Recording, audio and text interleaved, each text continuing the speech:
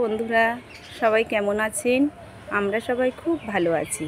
মণ্ডল cooking হাউসের পক্ষ থেকে সবাইকেই স্বাগত।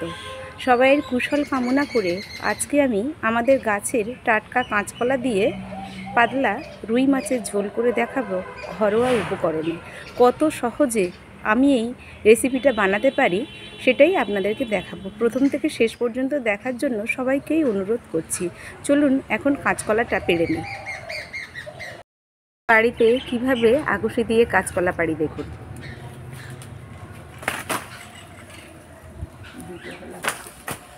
দুটো পাড়া হয়ে গেছে, দুটোই লাগবে আমাদের রান্নাতে। কাঁচকলাটা খুব পুরুষ্ট হয়ে গেছে, তাই জন্য কিন্তু গাটা এমন হয়ে গেছে। মা চারটে পারলে কেন গো? আমাদের তো দুটো লাগবে রান্নাতে। থাকে দুটো থাকবে, তাহলে দুটো ঘরে পরে খাওয়া হবে। হ্যাঁ। দেখুন পুরো আঠাজ হচ্ছে একদম বোটাতে। কাঁচকলা দিয়ে কাঁচকলার আলুটা মা এখন কেটে নেবে। একটা জিনিস আপনারা লক্ষ্য করেছেন হয়তো এতদিনে আমাদের চ্যানেলটা দেখে, মা কিন্তু খুব কম মশলাতে খুব ভালো রান্না করে। একটা জিনিস আপনাদেরকে বলে রাখি, আমরা কোনো দিনই কাঁচকলা বাজার থেকে কিনে খাইনি। মানে একটা শেষ হতে হতে আমাদের আর একটা কাঁধেই পড়ে যায়। কাঁচকলাগুলো কেটে ধোয়া হয়ে গেল, এবার বাটিতে উঠিয়ে নিচ্ছি। এবার আলুটা ছাড়িয়ে নিয়ে কেটে নিচ্ছি। এখানে 5 পিস রুই মাছ নেওয়া হয়েছে। রুই মাছটা বড়ই বাড়িতে আনা হয়েছে, প্রায় 1.5 কিলো মতন, কিন্তু এখানে 5 পিস আজকে রান্না করব। বাড়িতে লোক সংখ্যা আজকে কম আছে, তাই 5টা পিস নিয়েছি, বাকিগুলো ফ্রিজে আছে। মাছগুলো এখন ভালো করে নুন আর হলুদ মাখিয়ে নেব। মাছ রান্নার আগে যদি মিনিট 5 আগে নুন হলুদ মাখিয়ে রাখা যায় তাহলে কিন্তু মাছটা খেতে ভালো লাগে, কারণ ওই নুনটা ভিতরে চলে যায়, তাহলে মাছের টেস্টটা ভালো আসে। রুই মাছের পিসগুলো কিন্তু বেশ বড় বড়, দেখতেই পাচ্ছেন। কলার মধ্যে এখন একটু হলুদ গুঁড়ো দিয়ে দেব। যখনই আপনারা কলার তরকারি রান্না করবেন তখন একটু হলুদ মাখিয়ে নেবেন আগে থেকে কলাটা কেটে ধুয়ে রাখা কলাগুলো, তাহলে কলার তরকারিটা কালো হবে না। কড়াটা গরম হয়ে গেছে, এবার গরম কড়ার মধ্যে পরিমাণ মতন সরিষার তেল দিয়ে দিতে হবে মাছগুলো ভাজার জন্য।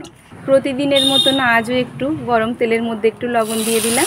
তেলটা খুব ভালোভাবে গরম হয়ে গেছে এবং গরম তেলের মধ্যে মাছগুলো এক এক করে ছেড়ে দিচ্ছি, দিয়ে এপিট ওপিট ভালো করে ভেজে নেব। মাছগুলো এপিট ওপিট লাল লাল করে ভেজে নিয়েছি, এবার এগুলোকে উঠিয়ে নেব। মাছ ভাজা তেলের মধ্যে 1 চামচ 5 ফোড়ন দিয়ে দেব।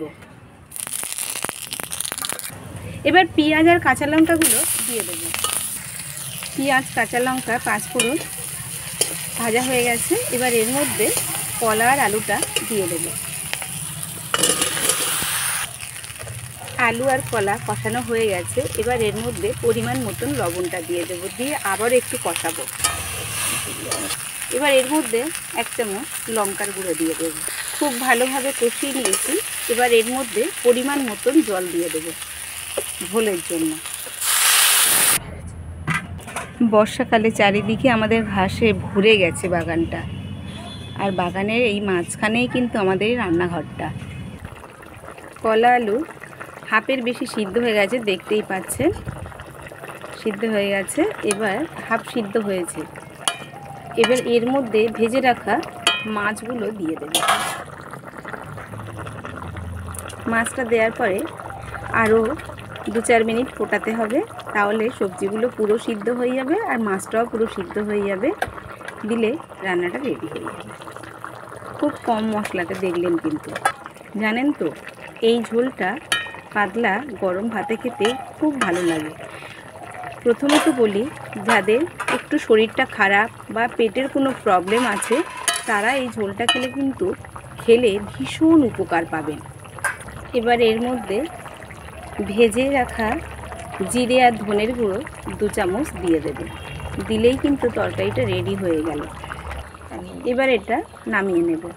তাহলে বন্ধুরা দেখলেন কত সহজে এবং কিভাবে ঘরোয়া উপকরণে কলা আলু রুই মাছের পাতলা ঝোল করে দেখালাম।